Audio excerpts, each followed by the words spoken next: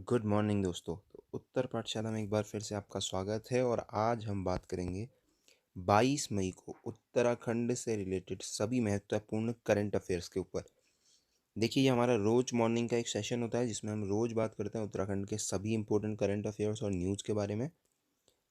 तो आपने अगर अभी तक उत्तर पाठशाला को सब्सक्राइब नहीं किया है तो पहले आप रेड बटन पे सब्सक्राइब करें और बेल आइकन प्रेस करें। तो चलिए शुरू करते हैं।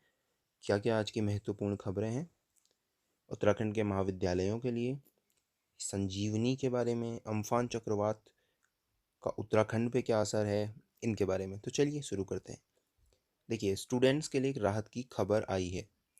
तो अगर हम बात करें तो उत्तराखंड उच्च शिक्षा विभाग ने यानी कि उत्तराखंड हायर एजुकेशन डिपार्टमेंट ने क्या किया है, एडमिशन, एग्ज़ाम, सिलेबस, इन सब के बारे में पूरी की पूरी एक डिटेल्ड चीज़ें बता दी हैं। और हर यूनिवर्सिटी से कहा है कि आपको 7 जून तक अपना सिलेबस पूरा कर लेना है और उसके बाद 1 जुलाई से 31 जुलाई तक 1 जुलाई से 31 जुलाई तक एग्ज़ाम्स को पूरा करा लेना है, यानी कि एग्ज़ाम्स हो जाएंगे।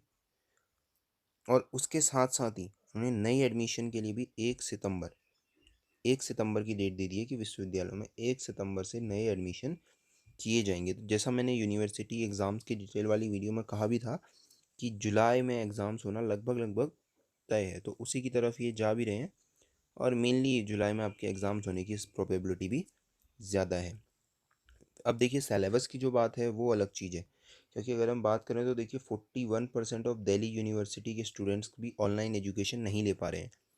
सेम चीज़ उत्तराखंड के साथ भी है। भले ही अभी उत्तराखंड का जो डिटेल दी गई है उसमें ये कहा गया है कि 70% ऑफ द सिलेबस पूरा हो गया है। 55% से ज़्यादा जो बच्चे हैं वो ऑनलाइन एजुकेशन ले रहे हैं। लेकिन अब देखिए कितना क्या ट्रूथ है इस बारे में तो फिर बात की जाएगी। फिलहाल आगे देखें तो कोरोना संकट के बीच त्रिवेंद्र सरकार ने 16 आईएएस और 5 पीसीएस इन अधिकारियों की जिम्मेदारियों को बदल दिया गया है। देखिए, रुद्रप्रयाग और टिहरी जिले के जिलाधिकारी बदल गए हैं। देखिए, रुद्रप्रयाग के डीएम जो मंगेश घिल्डियाल जी थे वो टिहरी के बन गए हैं। और जो पिथौरागढ़ में सीडीओ थी आईएएस वंदना, वो रुद्रप्रयाग जिले में डीएम बन चुकी हैं। तो ऐसे ही बहुत सारे 16 लगभग आईएएस और 5 पीसीएस अधिकारियों की जो रिस्पॉन्सिबिलिटी, जो ड्यूटीज़ जहाँ वो थे, वो चीज़ें चेंज कर दी गई हैं उनके डिपार्टमेंट। फिर देखिए, अम्फान तूफान का असर उत्तराखंड में भी। तो देखिए, अम्फान अब डायरेक्ट तो असर कर नहीं सकता, आपको पता है वे ऑफ बंगाल का ये तूफान है। और आपको पता है ये उड़ीसा में इसका काफ़ी असर है। तो देखिए, अब जो उड़ीसा का असर है वो उत्तराखंड पे तो असर डालेगा नहीं, लेकिन क्या होगा, इसकी वजह से मानसून पे प्रॉब्लम आएगी। देखिए नीचे अगर हम कोस्टल एरिया की बात करें, इंडिया के कोस्टल प्लेन की बात करें, तो देखिए जब मानसून आएगा तो इस यहाँ बे ऑफ बंगाल में वो चक्रवात है, इसकी वजह से इस मानसून को टकराने पर टाइम लगेगा। तो इस तरीके से उत्तराखंड में जो पहुंचना चाहिए था 27 जून से 1 जुलाई तक की जो इसकी डेट थी लगभग उत्तराखंड में पहुंचने की, ये अब एक्सटेंड होकर के 3 से 5 जुलाई तक हो जाएगी। क्योंकि 3 से 5 जुलाई में उत्तराखंड में पहुंच पाएगा। ये देखिए, उड़ीसा और बंगाल के तटीय इलाकों पर टकरा चुके महा तूफान अम्फान के असर से उत्तराखंड भी अछूता नहीं रहेगा। तो क्या होगा, मानसून क्या होगा, 3 से 5 जुलाई तक उत्तराखंड में आ सकता है। और उसके तब तक भी देखिए उत्तराखंड में क्या हो सकता है, बारिश जो है वो आ सकती है, थोड़ी सी हवाएं चल सकती हैं, क्योंकि देखिए काफ़ी तेज़ जो है ये तूफान है अम्फान। तो अब अगर मैं आपसे बात करूँ अम्फान के बारे में, तो आपको पता है जो अम्फान तूफान है ये आया है वे ऑफ बंगाल में।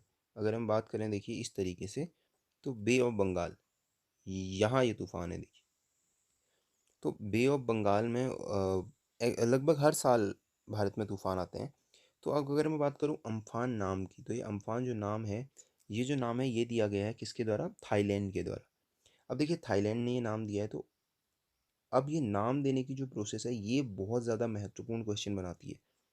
अब क्योंकि देखिए इसका असर उत्तराखंड में भी हो रहा है, तो उत्तराखंड के स्टेट एग्जाम्स के लिए भी ये काफ़ी महत्वपूर्ण हो जाता है। तो अगर हम बात करें थाईलैंड ने इसको नाम दिया, किस तरीके से दिया, तो क्या है, जो रीजनल स्पेशलाइज्ड मेट्रोलॉजिकल डिपार्टमेंट है या सेंटर्स जिनको हम कहते हैं आरएसएमसी, ये जो आरएसएमसीज हैं ये क्या करते हैं, ये रीजनल तरीके से यानी कि क्षेत्रीय स्तर पर क्या करते हैं, अलग अलग ऑर्गेनाइजेशंस को या अलग अलग डिपार्टमेंट्स को बना देते हैं जो इनका नाम रखते हैं। तो अब जो इंडिया में है आईएमडी, इंडियन मेट्रोलॉजिकल डिपार्टमेंट। तो इंडिया में जो आईएमडी है, अगर उसकी बात की जाए तो इंडिया की आईएमडी के साथ 12 कंट्रीज प्लस एक इंडिया, ये मिलकर के इनका नाम रखते हैं।